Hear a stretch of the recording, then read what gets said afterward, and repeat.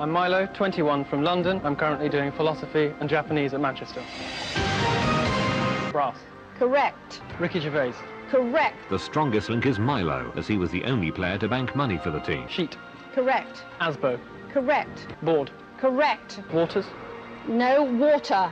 So, Milo, what sort of lawyer are you going to be? I think he'd have something to do with intellectual property or copyright. Oh, not a judge? Well, ideally, it'd be nice to be a High Court judge, but... Wolf. Correct. 6. Correct. Manganese. Correct. Gods. Correct. Eye. Correct. Great Ormond Street. Correct. Milo. Milo. James. James, why Milo? Because he's younger than me, better looking, and he's wearing our curtains. Milo, you are the weakest link. Goodbye. I'm incredibly annoyed that I got voted out, at such a late stage. James's reason for voting me off was that I was younger than him, which is true, but I'm better looking than him, which is also true, and I'm wearing his curtains, which clearly isn't.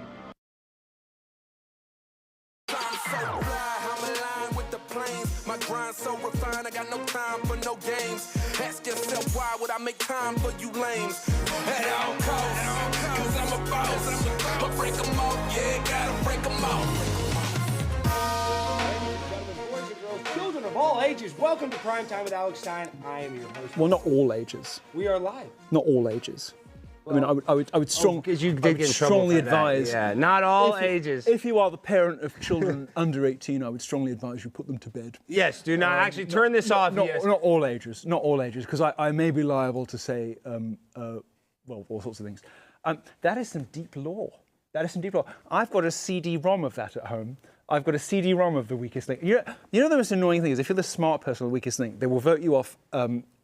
You'll be the anti-penultimate person to be voted off, which means the one before the end. And that's what that's on all reality shows. If you're in the top 3 and you're if you're the anti-penultimate evictee, it means you were the smart one that the last 2 were afraid of and that they didn't want to go up against. And these 2, I'm still cross about it. I know, because they didn't give you credit for Waters. You said Waters and it was water. That's bullshit. I'm still cross about it. Very smart. You got every answer right. I always do. I know. I mean, every answer. When have I ever been wrong? When have I ever been wrong? Nobody can. No such cases. No such cases. Milo, you're a legend. The one, the only Milo Yiannopoulos. Thank you for being here, all the way in the Lone Star State. Can we give it up for the legend himself? It's awful. What a dreadful place this is. What a terrible place. I'm here. Why is Texas so bad? Why? Because it's just for fat people? Because it's McDonald's? And it's Walmart for fat people and gays, and especially fat gays. No, no, it is. I mean, Steers and Quiz doesn't even cover the half of it. Texas is a place for badly dressed, overweight, homosexual neocons. And I'm here broadcasting from. We dress bad, and you know that because I'm here broadcasting from the Blaze. And so listen, this is everything about. This is dress bad. This is the new style, dude. Listen, I knew that the set dressing of this show was dreary, but I had no idea how bad it was until I got here. They say it looks like a. My God. They say it's like a pornography. Like everything else to do with your career, it is phoned in. Milo, I don't want to hear that, Milo. I don't want to hear that. I'm not Nick. I'm not Lauren Loomer. I adore you. I adore you, but you've been one of the great disappointments of my life. Why is that? How am I the disappointment? You were the future once, my darling, and you see, look. Why? Because I'm too goofy? What do you mean I'm not the future? No, you're really one of those people that sort of was trying to be famous for so long, and then you had a little taste of it, and you just threw it away. What do you mean? Wait, explain this, Milo. Let me explain. How did I throw it away? I'm the pimp on a blimp. I explain it with Charlie Kirk. I don't know what that means. Nobody knows what that means. I explain it through the medium of the text messages I had with your producer. Please, my producer sucks. You know, I hate my producer. He went to Princeton. He's an idiot. And whose fault is that? I know, I should have hired him. Look at his face, he sucks. My producer is an idiot. And do you recall the conversation? You don't judge me on my producer. Jimmy, tell Milo how much I hate you. Who am I supposed to judge if not you? Jimmy he went to Princeton. I thought he was qualified. He lied. Princeton. He did. Princeton. He graduated. All that means is he's good at masturbation. And he is good. Look, I am good at that. He was a virgin until he got married. Yeah, I doubt. Not about Princeton. Yes, he was. Maybe a vaginal virgin. Okay, well, excuse me. Any man who's been to Princeton, excuse me. I'm sorry. No, look. Listen. Let me tell my grievances. I want to tell my grievances. Yes, grievances. And look, I was late for this show. I was late for the show, partly because I was buying this outfit, because I wanted to, I wanted to do the text. And I was also late for this show. Can I have my shopping, please? Yes, please. Bring me my, just Tony, please. Hurry, Thanks, Tony. Lego. I was also late for the show because I was buying Lego just in case it got boring. So look, I got the Lego Notre Dame. Notre Dame de Paris. Time out, Milo. You went and just bought a complete Lego set of Notre Dame? No, on the way here, in case you were boring, and you already are. So look, I bought the Lego Notre Dame because I just worried about it not kind of captivating my entire interest, So look, I bought this. I'm gonna start it, and I'll stop. I'll stop when we get interesting. But look, the point is this. Let me say about these text messages. It's just look. Let me read this text message. Okay, look. When you have a guest like Milo, somebody who has been, this is, by the way, my first time allowed on the Blaze ever. Congratulations. No, I'm not congratulating anybody. No. In 10 years of being insulted by Glenn Beck, who has the IQ of... Glenn Beck's smart, he's a genius. He has the IQ of a lump, the IQ of a lump of cheese. That's correct.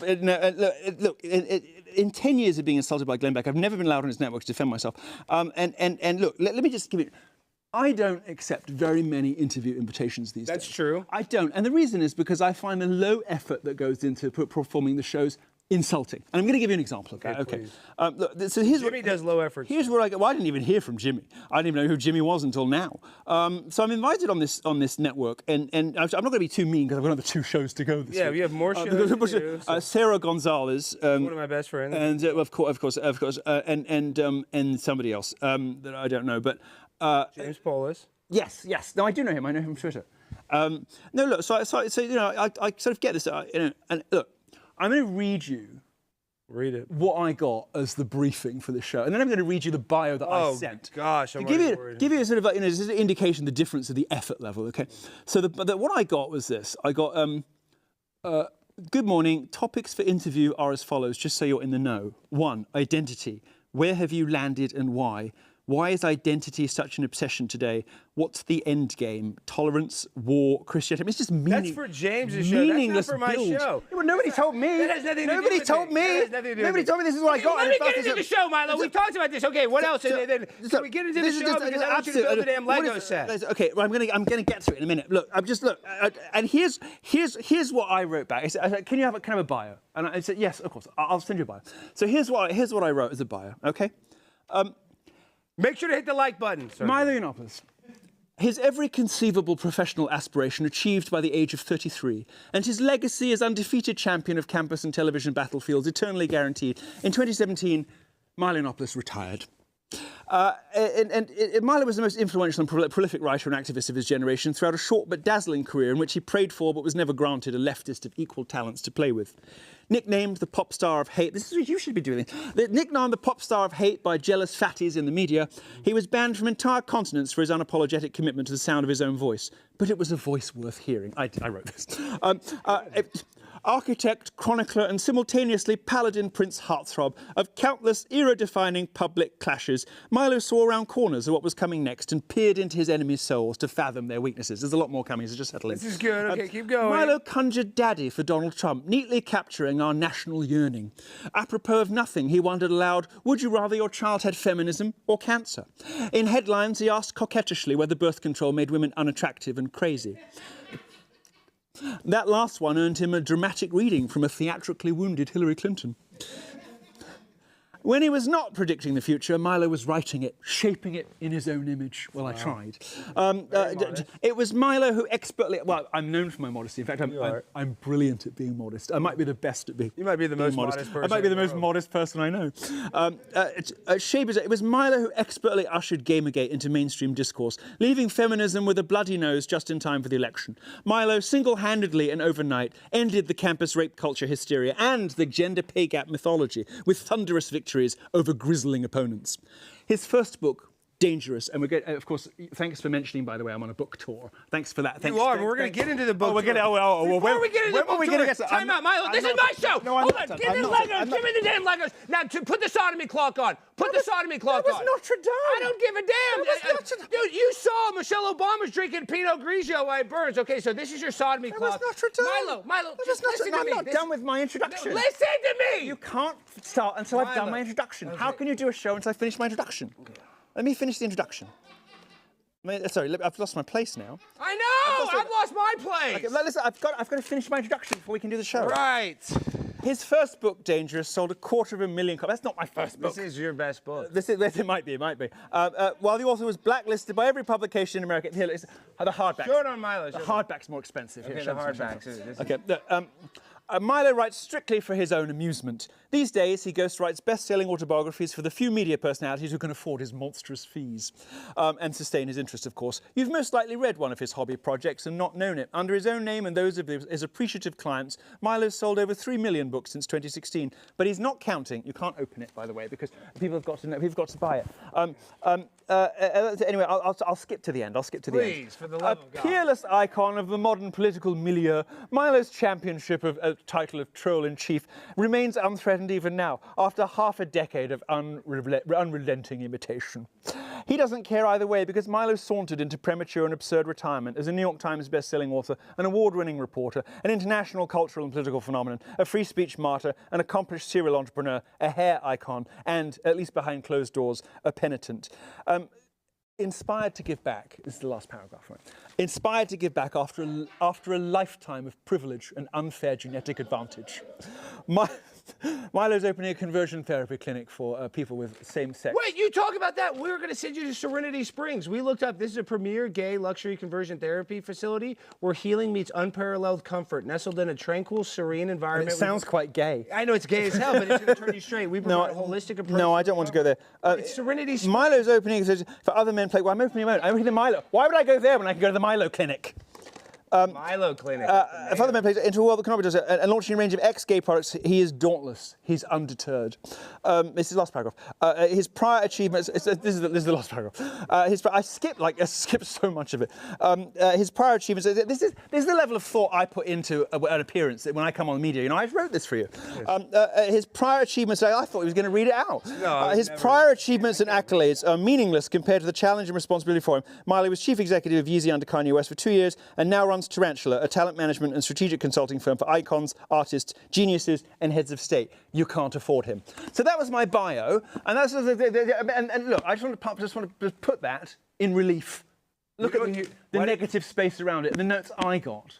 I felt disappointed. Anyway, I'm here to promote my new book, The Wit and Wisdom of Nicholas J. Fuentes.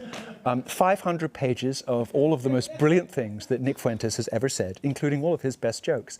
It includes a snappy notebook. And the paperback edition also, late edition to the paperback edition, I just want to let you know that if you've already purchased this for Christmas, and it is a lovely stocking filler, it is. If you've already purchased this, you can pick up the paperback considerably cheaper. I don't make as much money on it, so probably buy this one. But buy the paperback because it does have an edition, and it's called As Stephen Gently Throbbed. The cock-gobbling confessions of Nicholas J. Fuentes, and it's an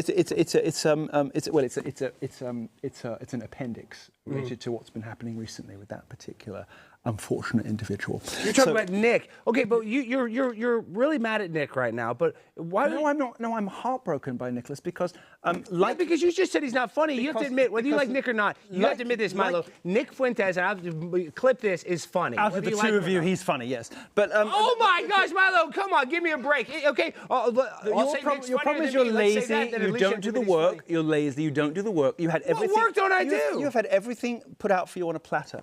What are you talking about? And every time I see you show up, it's like you're phoning it in. Show it to what? I mean, look, the first show that I saw with Gavin McGuinness, we had to tell people to get off their phones. Well, people aren't even off their phones at home now, are they? I mean, 20,000. They're watching it on their phone. 20,000 views last night. I mean, I get more views than that farting on Twitter. Well, our YouTube page has some issues, but our clips are going very viral. Because there was an unfortunate incident, wasn't there, with taking over Elijah Schaffer. I mean, that was a bad of all the people to want to follow in the footsteps of Elijah Schaffer. chauffeur. I mean, good lord. Strategically, that was the wrong move. Who has ever wanted to inherit anything from Elijah Schaffer except maybe the HPV virus? So look, I just, I'm not a great groper of breasts. I'm not. But if I did want to, I would go to Elijah Schaffer. You probably know about this here, don't you? So why is there money on the table? That's not real money. They think I'm so cheap. They think I'll shut up if I just shut up. No, I want you to keep talking. Your fee is there.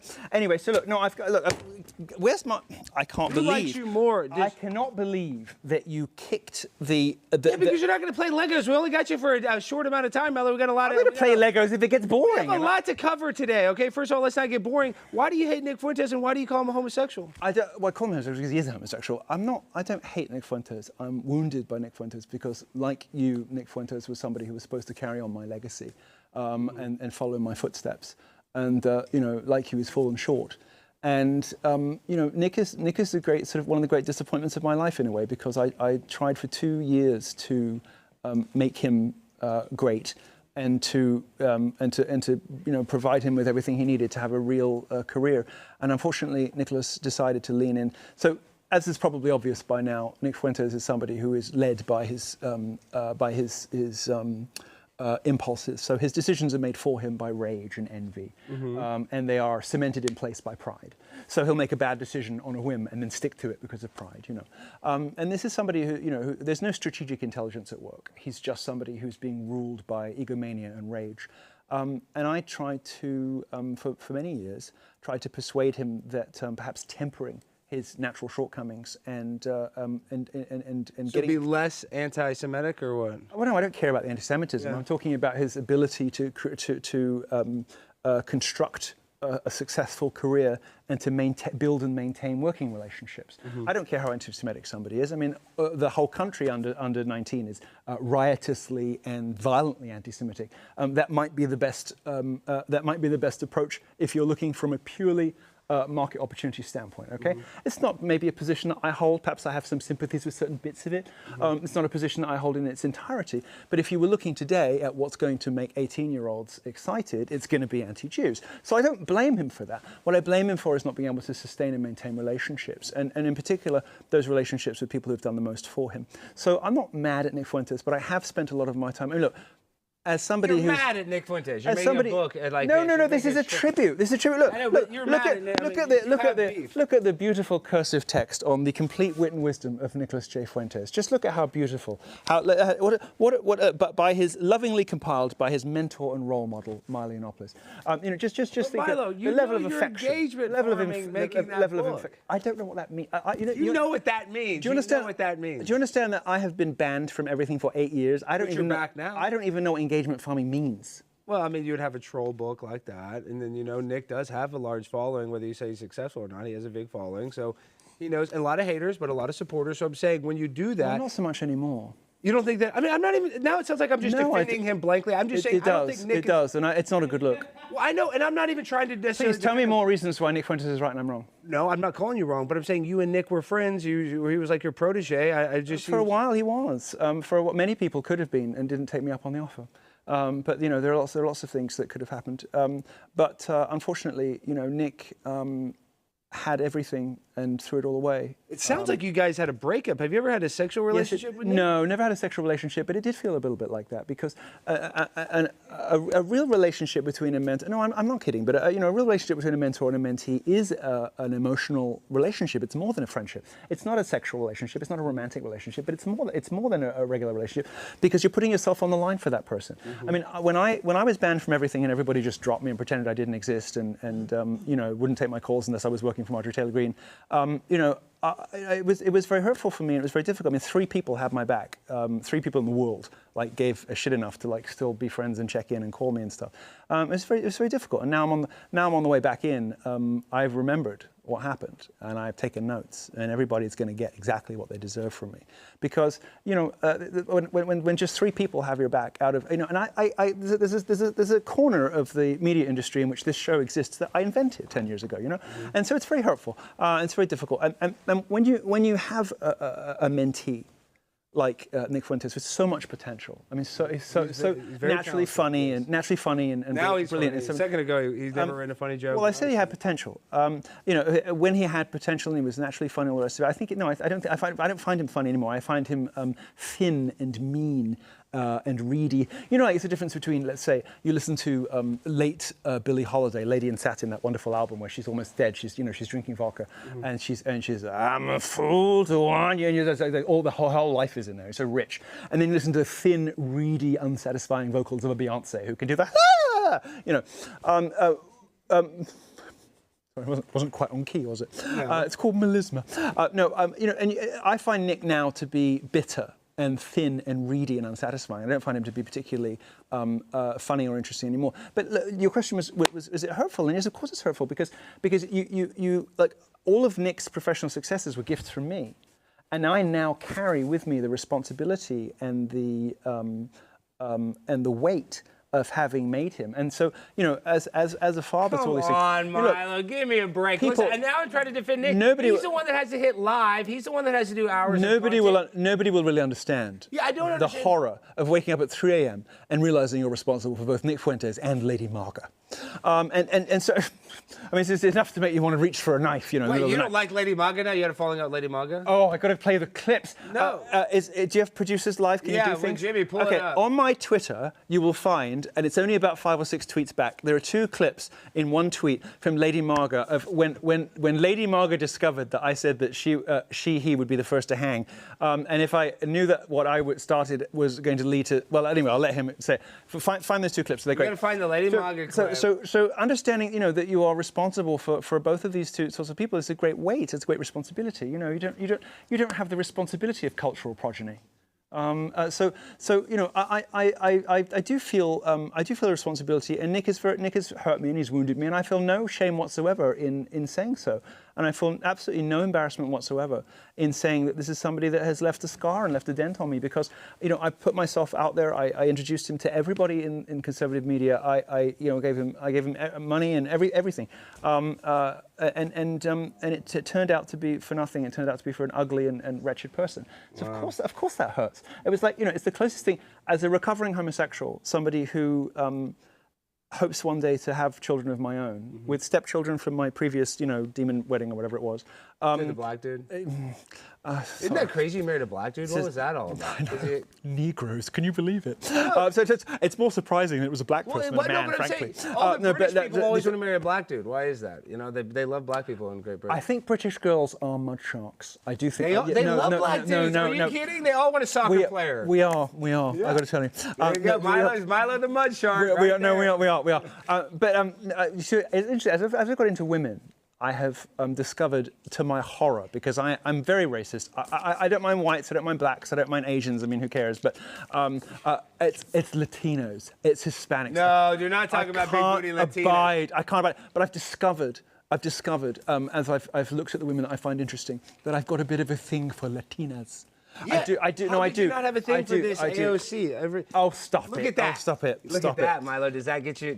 Is your blood flowing? AOC is like your only good bit. Like, can we move on from AOC? How many years ago was that? It doesn't matter. It doesn't matter. It lasts forever. You see that? No. Can we move on from AOC, please? You got to have another joke. She's about to run for president. We got to get another. We got to get another new joke. We got to get another joke. Okay, anyway, listen, Milo. What's your last joke? Going on Tim Pool. What is your last joke, Milo? Well, I'm in the business of retribution these days. You are in the business of retribution. And I have been, and whilst not being back for very long, I have been collecting scalps. And some of the scalps that I've collected recently, including Nick Fuentes, who I pretty much knocked off his pedestal, and he's now on a kind of death spiral, was, as everybody knows. Have you ever done smelling salts? Is that poppers? Oh, kinda. No, I'm not doing that. You don't do it? It hurts. I'm not doing that. Was of course Laura Loomer, who is the most insane person, and I was, you know, there was. You were good friends with Laura too. Well, no, I was not good friends with Laura. I was loose allies with Laura until I met her, and then when I met her properly and spent time with her, I realized she was absolutely fucking mental. I distanced myself very quickly. I distanced myself because she used to force herself on young male volunteers, 20, 21-year-olds. And she would go in the middle of the night, and I mean, some men will find this to be quite titillating. Although, yeah, this sounds kind of good. When you imagine sort of the face of the the Saw doll. You know, just sort of like you pull up the covers and there's the Saw doll. I would like to play a game. It's less enticing, but she would climb into bed with these volunteers and suck them off in the middle of the night. Sorry to use that language, but I did tell you to put your children to bed. No way. She wouldn't go and sexually assault random guys and just blow them. Well, I'm telling you because I lived in the pool house with her victim in 2020.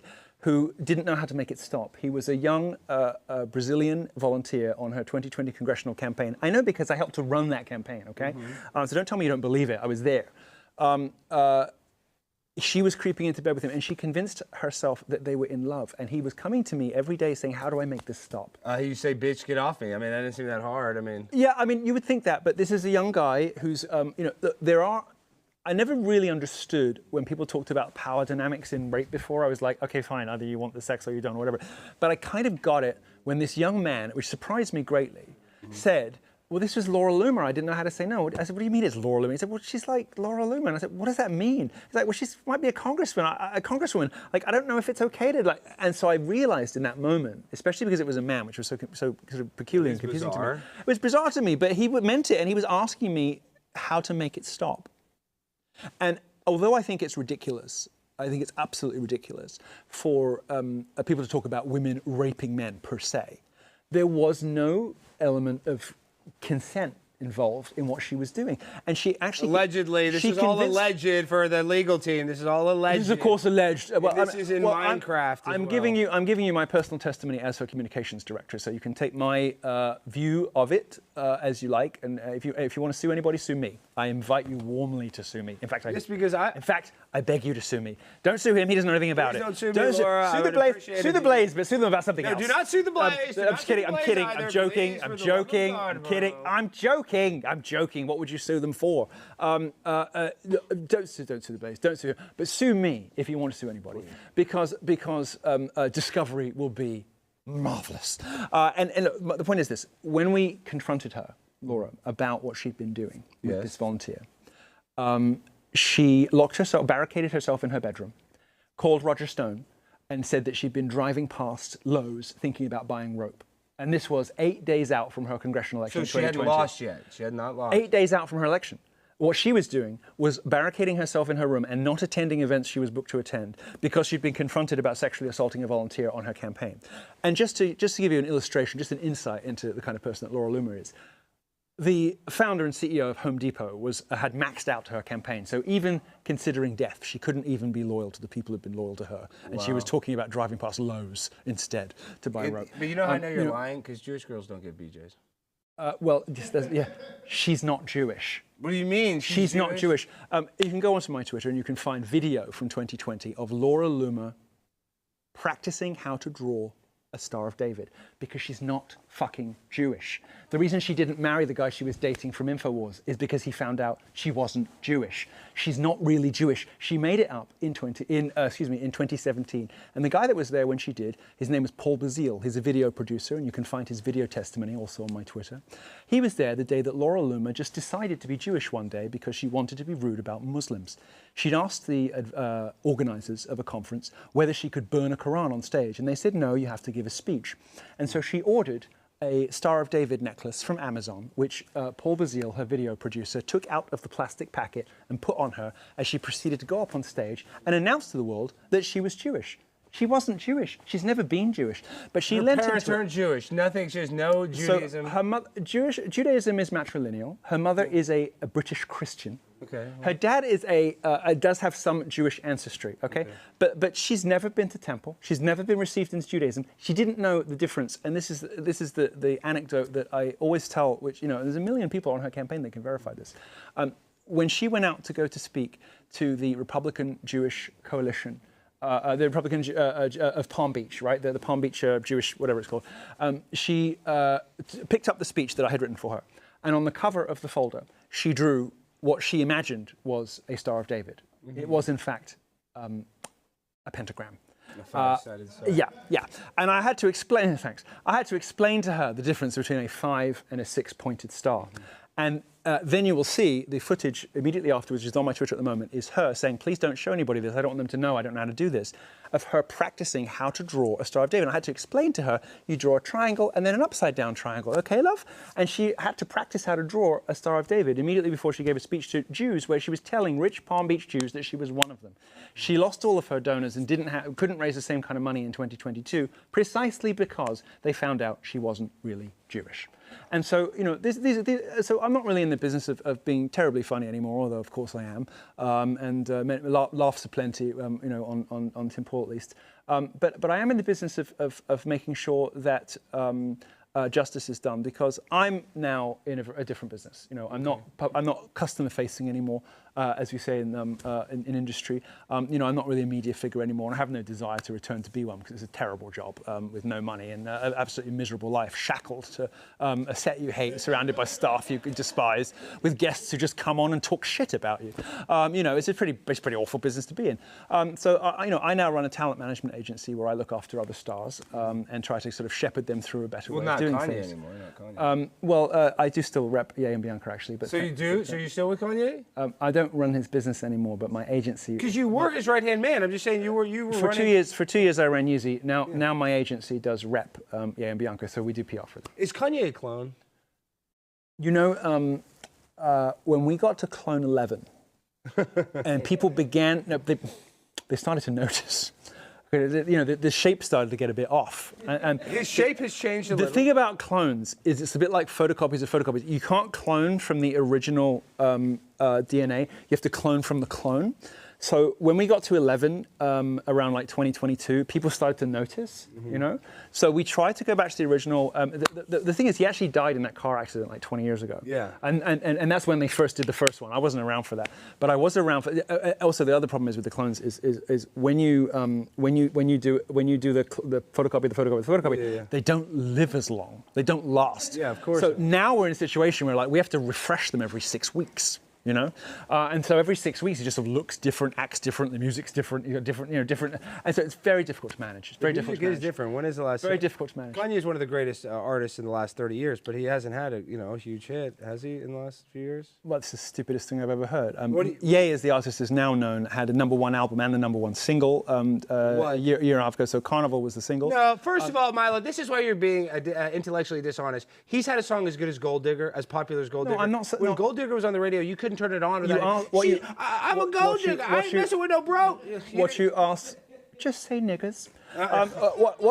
What you asked was, has he had a hit record? And yes, he had a record. He had a record that went #1 in over 50 countries. And okay, or you can fake all that. You think he's as good? And he had an album, and I know because I launched the album for him, Vultures Volume 1, which went to #1 in 111 countries within 24 hours. So stop it. Just because you don't listen to that kind of hip hop doesn't mean he hasn't had a hit. I do listen to that type of hip hop. I'm sorry for your taste. I don't know what to tell you, but he had a #1 album and a #1 record in the last 18 months. The Inwards in Paris, as big a song as that? No, but who has? Nobody. It's one of the great songs of our lifetime. I agree. It is one of the best songs ever. Okay, but it's a ridiculous demand to say that an artist who's in a different chapter of his creativity, an artist who's in a different. So you don't think that he's hooked on Galaxy Gas a little bit, and you don't think that's affecting him? Nitrous oxide killing brain cells? Well, nobody knows more about that than me, but I'm not going to talk about that in a frivolous context. That's what I'm saying. It's very bad. No, I know exactly how strong that stuff is, but we don't have to get into it. But no, I'll just say this: that I was very pleased and proud to have been able to get that person out of his orbit, and that person has now lost their dental license. That dentist did lose his license. Yes, thanks to me. And that person is now out of circulation and is no longer swarming around African American celebrities. That particular dentist was, at least I think, in bed with cartels and using his dental practice as a money laundering kind of facility.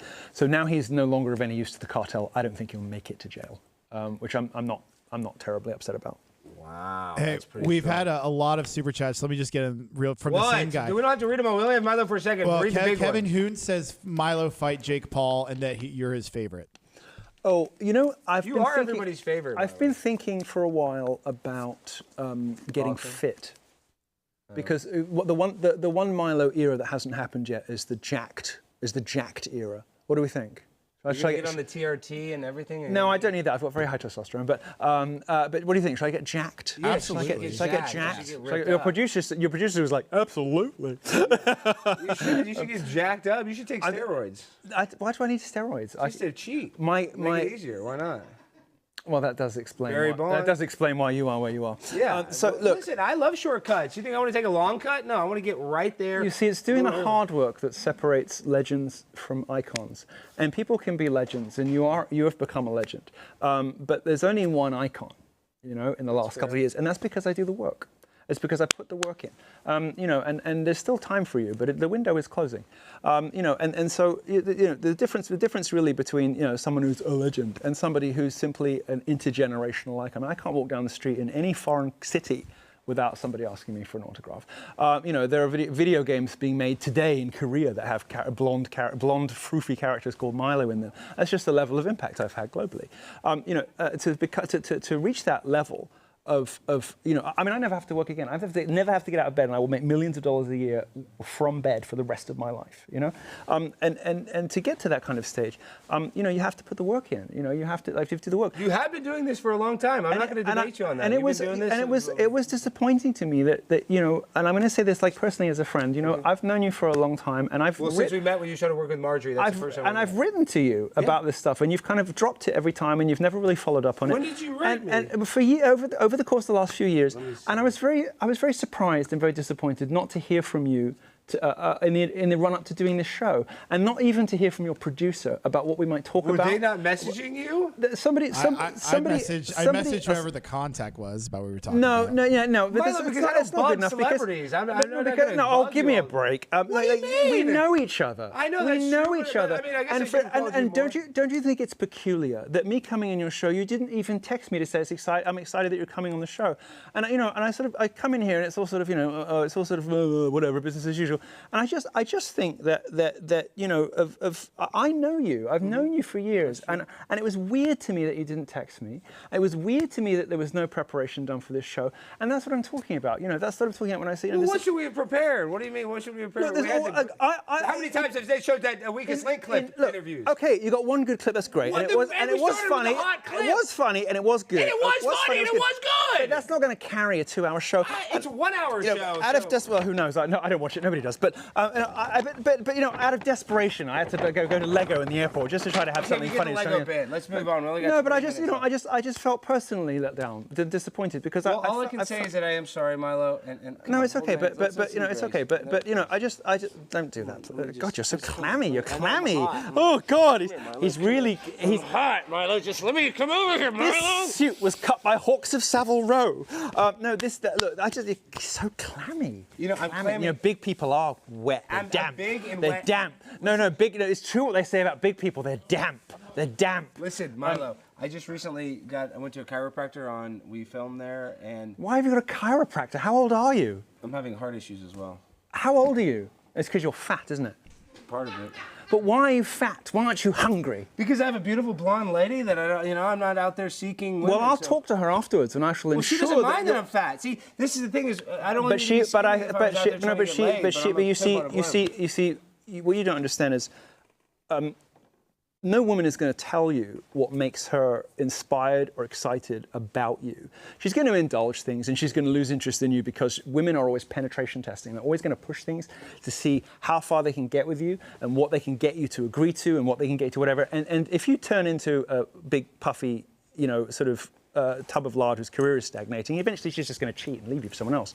But what they really want is somebody who says no, who sets parameters, who has discipline, aspiration, and somebody who they can admire, and somebody who, even if they don't always agree with, and they don't always like even, they at least respect, and they know that person is acting in the right general interests of the household and is going to take them in the right direction. I mean, you're not even married, are you? It's been years, hasn't it? It's been years, hasn't it? Well, you see, as somebody with no skin in the game, I'm able to analyze women you think that objectively. Makes it easier to analyze it? Absolutely, because I don't want the tits. Have you ever? Gold Star gay, Milo? Gold Star gay? No. I had 3 girlfriends. They're all dead now.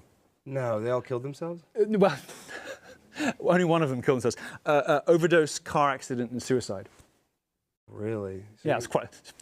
bit of a vibe killer, that isn't it? Just overdosing like that? Well, I mean, I liked emo girls when I was younger, so I liked girls that were kind of living on the edge. So yeah, I mean, obviously, of course, they all ended up dead. But no, I mean, I'm just saying, being able to sort of analyze women without being distracted by desire, I think has given me, yes, a little bit of insight into this.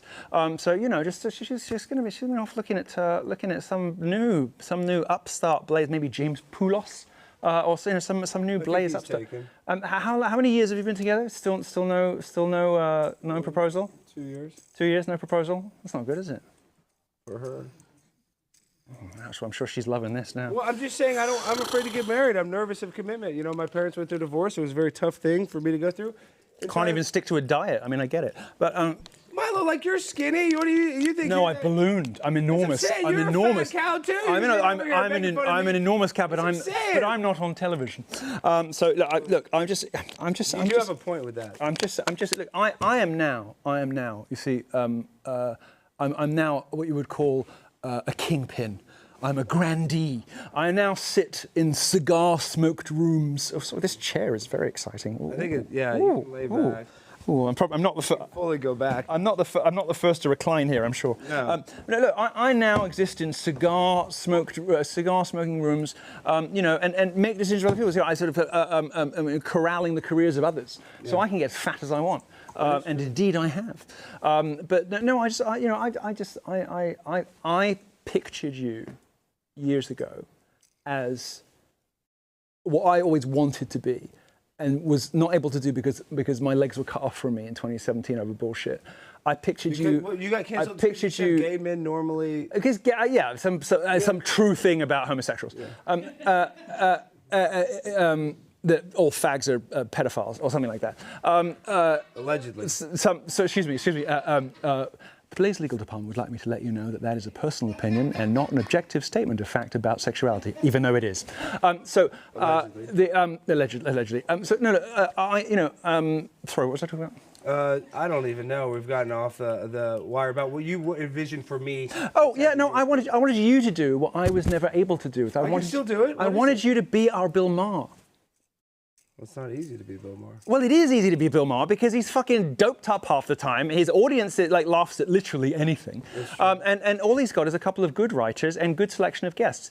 And his show grew slowly, but it grew. But there's a trajectory gap happening, you know. Yeah. And I wanted you to be our Bill Maher, and you still could, but for fuck's sake, pull yourself together. Okay, I have to pull myself together. I got to lose 40 pounds. Because this show is unwatchable. I mean, I've tried to watch some of them, and it's just awful. And I want you to be as great as I know you can be. Well, this is Jimmy's fault. It's not my fault. It's always my producer's fault. I'm the talent, and if I didn't have such incompetent producers, I would be much more successful. Wow. Isn't that right, Jimmy? Tell him. 100%. I agree. See, I shouldn't have hired you. See, I make a lot of sacrifices in my life, and I've probably sacrificed a friendship tonight, but I've done it for a reason.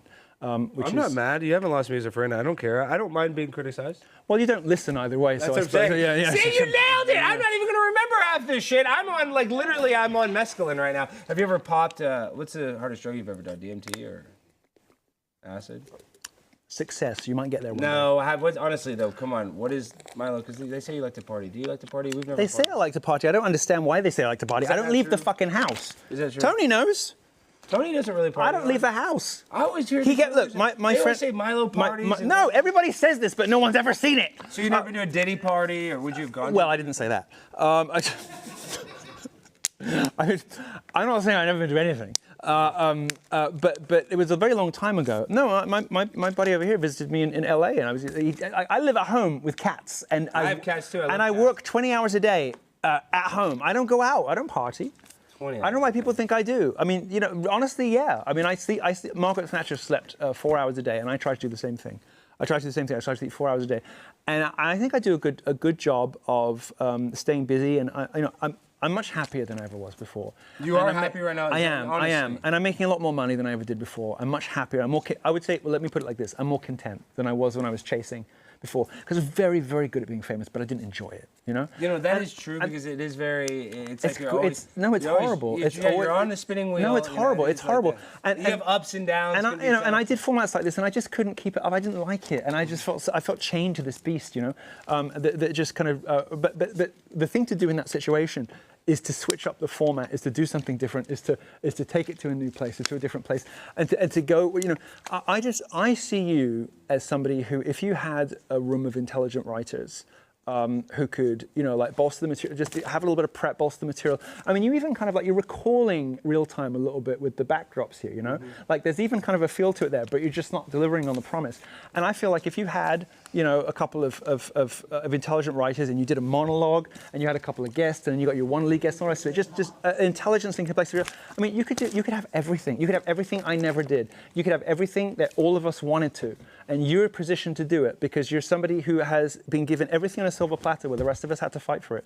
You know, you were catapulted to success, and within a couple of years, having told one joke in your entire career, you were opening for Tucker Carlson. You had everything that the rest of us never did. You know, and I want to see you soar. Well, Tucker likes me. I want to see you. Well, I want to. You don't like Tucker? You cannot. No, I adore Tucker. I adore Tucker. No Tucker blasphemy on this show. You will hear none from me. Please, thank you. You will hear none from me. I was cringing at. Never mind. You've had everything, and I want to see you soar because in you now, and you're probably the only one left. In you now is the promise that we all had and we all had taken away from us. I mean, think about everybody who got cancelled. I mean, they've all gone fucking crazy. I mean, I've turned into whatever the hell this is, some sort of retribution machine. Right? All I want to do is just, you know, is to sort of like set people right and get. Oh, thanks, Jess. The Wit and Wisdom of Nicholas J. Fuentes is lovingly compiled over a decade by his role model, mentor, and inspiration, Milo Yiannopoulos. This book is an exhaustive intellectual history of the America First movement. Its wit and wisdom eloquently expressed in the words of its founder, Nicholas J. Fuentes. In these 500 pages, you will find everything great, funny, insightful, and amusing that Nick Fuentes, thank you for that graphic, I can just about make that out on screen, everything good that Nick Fuentes ever said, and all of his best jokes. It's a perfect gift for the groyper in your life.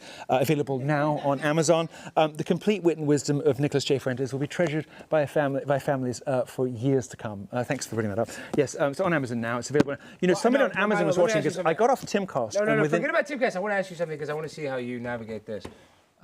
Milo, you and I are friends, but we also are connected on a different wavelength through geocentrism and heliocentrism, in that we are globe skeptics, flat Earth. Yes. Sphere theory. Sphere theory. We're not sure about sphere theory. The globe hypothesis. And Nick is also a flat earther. No, Nick. Yes, he is. No, he's not. Yes, he is. No, he's not. He's talked to me about it 100%. No, Nick he's is not. a flat earther.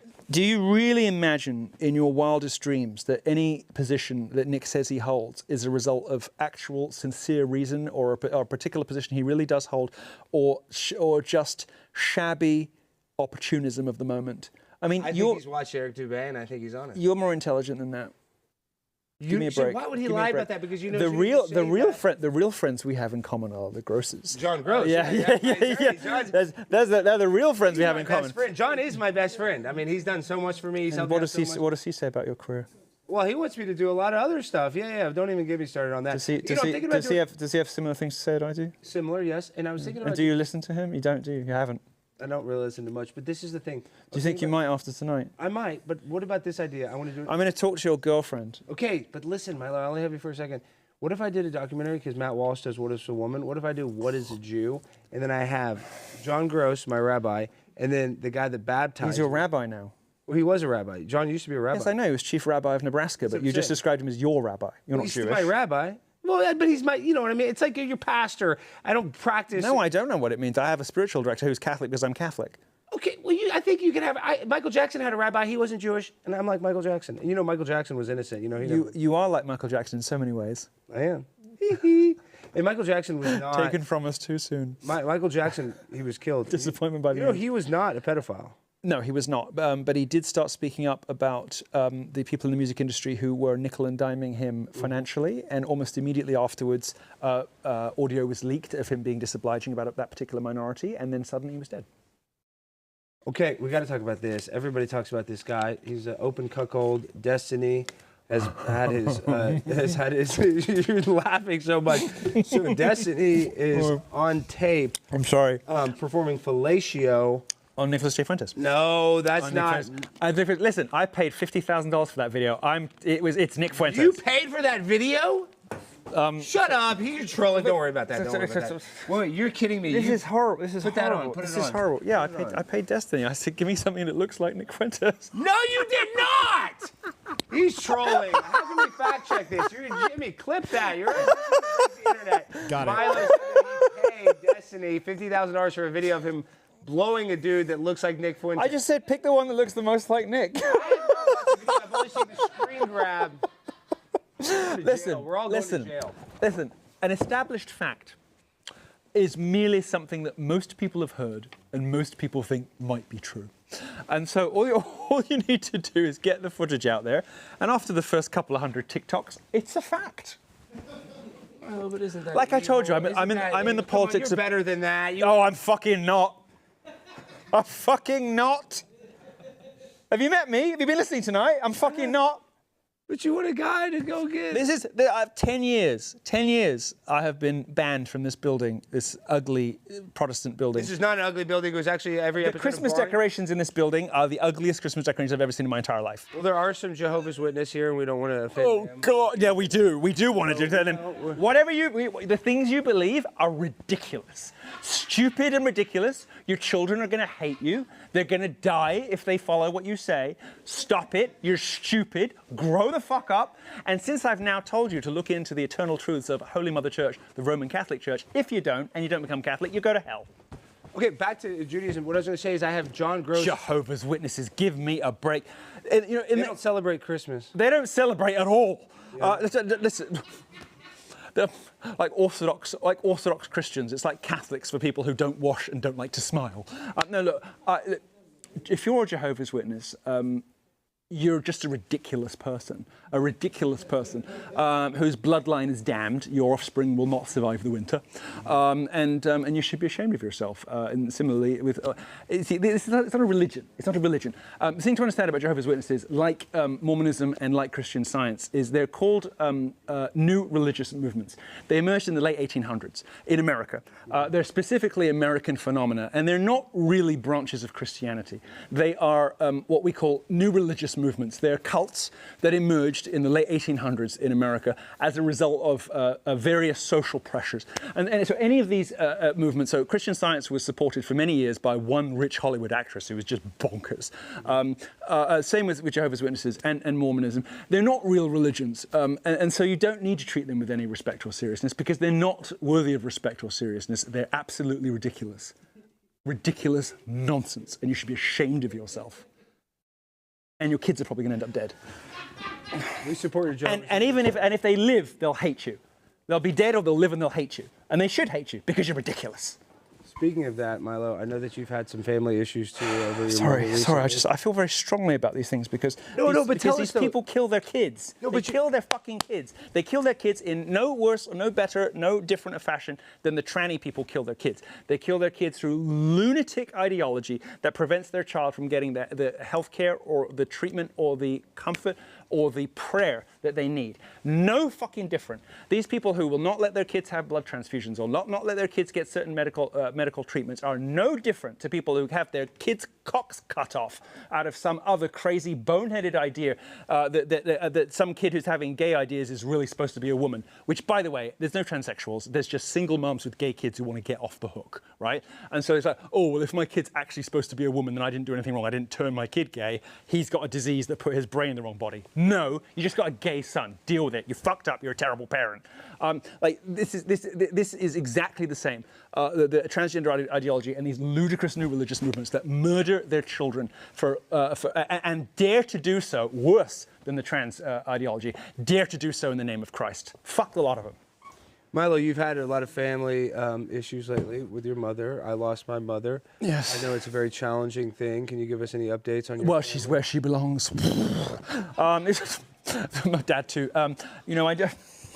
So I was eating in a restaurant with my dad once, and this is not a very good knife, but Spirit. Ooh. Yeah, no, don't do that. It's a great airline. They're bankrupt. We're trying to support them. It's not a great airline. I don't know what this is, It's but ivermectin, horse paste. Oh, I self-administered ivermectin. I have do some right now. I think there's some. No, I'm not doing it. But no, I was eating in a restaurant with my dad, and this is the first time I realised he was a bad dude.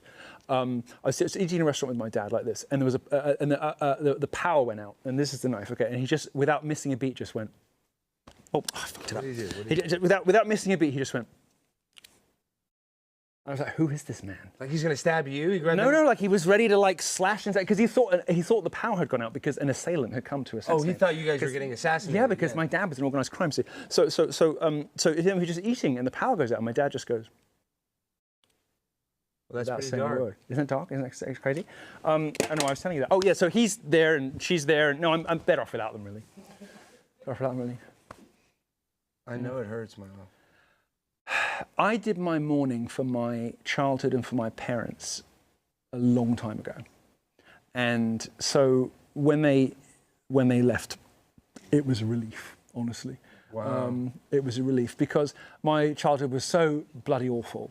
I mean, I was this, there's me sort of like with my stepdad who is like beating the shit out of me and I'm screaming to my mother, like begging her to make it stop. And she's just like, looking Your stepdad beats you up? Yeah, like, she's looking at me Wait, like time out. She's Time looking out. at me like I had it coming, and I'm just thinking. Did your stepdad really beat you up? Yeah, of course. I went to school with black guys all the time. So That's horrible. Yeah, of course it's horrible. But so what with my dad being a killer and my stepdad beating me up, no wonder I ended up a faggot.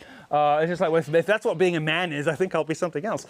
Wow. No, I'm trying. That's pretty deep, though. Yeah, so I'm trying now to kind of like reclaim. No, let me rephrase it. I'm trying now to forge some kind of relationship with my manhood that is not based on violence, because the only real understanding that I have of masculinity, of manhood, of being a man, is based on violence. Like, yeah, but you're on a violent campaign right now of retribution. So you're doing all the bad things that you're just preaching against. Only figurative. Like, the only thing really suffering is my keyboard. But just like your stepdad beat you up, you're the stepdad beating up Nick. It's no different. You're the stepdad beating up Laura Loomer. It's and my stepdad did think I had it coming. You might be right. Cycle of abuse, you see. Cycle of abuse. It really is. Cycle of abuse. Well, but Nick better pray I die soon, but I don't count on it. Can we mend the fences with Nick a little bit? Absolutely He's fucking not. He's got me canceled for himself. Absolutely fucking not. Are you crazy? Over Nick, but Mend the fences with Nick Fuentes. What's the matter with you? Mend the fences with Nick Fuentes. We've lost about 6 microphones this year. So. Make it 8. Mend the fences with Nick Fuentes? Well, I'm saying you should mend the fences with all your enemies, even if you don't like them. Because no, I'm going to grind them into the dirt until they scream for agony at my feet. Milo. Sorry, that sounded a bit gay, didn't it? Milo. No. The people who have betrayed. Listen, let me say this. No, let me tell you something. Heart is like drinking poison and expecting the other person to die. Do I seem hateful? I'm the happiest guy you know. I'm the happiest guy you know. I am brimming. I'm brimming with the joy of the incarnation. I am. I can't stop smiling. I smile all day, every day. And the reason that I smile, is that justice is supposed to feel good, and it fucking does. Because look, I was watching for those 8 years when I was banned from everything, when everybody went dark on me, and nobody would return my calls. There's somebody out there whose name that you all know, who I lent 6 figures of money to, every dollar that I could lay my hands on in a hurry, so that he could realize a lifelong dream of his. Somebody whose career I made, and somebody who I thought was a close friend. And it was a week before I got cancelled. And that person has never returned my calls since and not paid me $1 back. My friends just decided that I died. When I got cancelled in 2017, everybody in the industry and the people who had been close friends of mine, who had been to my birthdays, to my home for Christmas, they just decided I was dead. And there will be a reckoning for that, for all of them. So I don't really have friends. I have people I haven't got around to yet. And it's not a friendly person. And it's not. You want to have friends. I do want to have friends, but I'm going to have friends, and I do have friends outside of media and politics, because the people in media and politics have a reckoning coming. And as anybody who's been watching over the last couple of months has been able to observe, heads have begun to roll. They have. And they will continue to roll because you don't understand this. This hasn't happened to you. My friends just decided I died. And actually, to be honest, my high school people that I loved, people who had met my family, people I had lent huge amounts of money to, people I'd been on holiday with, people I'd shared my birthday with, people I had told about my childhood. They just decided I was dead. We did break the mic. If you want. Sorry about that. Don't worry. But this is the thing. They just did. I make my notes. I broke mine. They just decided I was dead. I had a friend that whose and wife yet that cannot just stand. Well, let me just tell you my stories real quick. Vengeance is Milo's, as it says in the good book. Well, Milo, but I had a best friend, and then his wife didn't like me. He had me as a groomsman at his wedding, and then uninvited me as a groomsman, so I decided not to go to the wedding, had a big knockout, drag-out argument, and now I'm still not friends with the guy. And it bugs me every day that I'm not friends with him because of that. It's not being friends. Okay, let me tell you something. In the ancient world, in ancient Greece, ancient Rome, okay, and Socrates was given this option. I heard this on another show. They were all gay in ancient Rome, Be quiet. I heard this on another show, irrelevant nonsense. I heard this on another show, I can't remember where I'm stealing this from, but I looked it up and it's true. People were given the option of suicide or exile because they were considered the same thing. To be removed from polite society, to be removed as a citizen was considered equivalent to death. Okay? When a particularly noxious or terrible or cruel Roman emperor died, something that we now call damnatio in memoria was done to them, which means their names would be chipped off buildings, their busts would be smashed, and they would be completely erased from history. But the difference between those niggas and me is I had to live to see it. I was around to watch. They were fucking dead. But I had to watch it happen. And didn't just watch it happen. I watched my friends do it. I watched my friends go along with it. I watched my friends with the fucking chisels. All right? People that I loved were with the chisels, dutifully carving my names off buildings and pretending I never existed. Okay? So no, I'm not going to give it up. I have many, look, I live in a loving household. I have a nice life with friends outside of this world. But in media and politics, a whirlwind is fucking coming. A whirlwind is coming. And you know who you are. Because I might have been banned for 8 years, but I was watching. And if you think that I'm friends with you now and we're texting and everything's cool and all the rest of it, it's only because I haven't told you that I know what you said and I remember it distinctly and vividly. And there's nothing you can do to stop what's coming to you. Because these people deserve it, dude. I mean, I know we've had a conversation tonight that was a bit rough because out of my disappointment for you because I love you. But you've never done anything wrong to me. Yeah. But there are people who did. Mm-hmm. And they deserve what's coming to them, and they're going to get it. And it is not from a place of hatred. That is from a place of a deep-seated and abiding commitment to truth, beauty, goodness, and justice. This is the one thing I want to say, Milo. You're incredibly talented, incredibly well-spoken, very likable. You know, you've shot to fame. You know, you say that you did work very hard, but you did have a meteoric rise to fame. I earned it. Yeah, well, I know, but what I'm saying is, I know that you want to be liked, and you act like you don't want to be liked. I am liked. And you are. People adore me. The only people who have anything to fear from me are people who work in media and politics, because they're all cunts. But everybody at home adores me. I know. I made a fortune on these already. And Milo, you're going to continue to make a fortune. And I do look at you as a guy that I do want to emulate. Your college stuff, that's what I'm going to try to do, is start speaking at more colleges. When? Well, you've had years. Well, I got a tour coming up this. You've had years. Well, I've been going. My producer won't come and film me. The first time he filmed me, we actually went really viral. Well, if they're not is that right, Jimmy? The first time you came and filmed? If they're not supporting you, then you need a different team. But I do need a different team. You're responsible. You know, I know we joke on whatever, but if you're responsible for, if you're not responsible for the choice of producer, then you need to tear up that contract tomorrow. If you are responsible for the choice of producer, then all of this is on you. Well, I'm fucked. All right. This has been a great episode, Milo. Where can people find you? Well, I think it's been a real episode. It has been real. And I'm sorry for not giving you advance warning about being a bit cross with you. I am because I do. I do adore you, and I have great fondness for you and great respect and appreciation for you. But you are one of the people that you've not wronged me, my love, but you have disappointed me. And I want to see you soar. Well, I can still fix that, right? Yes, you can. You can. I can't. Well, I mean, you know, 2 years. That's living in sin for 2 years is a lot. Even it's okay, even in a city. Well, women will say anything. You know, even in a city of Jehovah's Witnesses, 2 years living in sin is a lot. But look,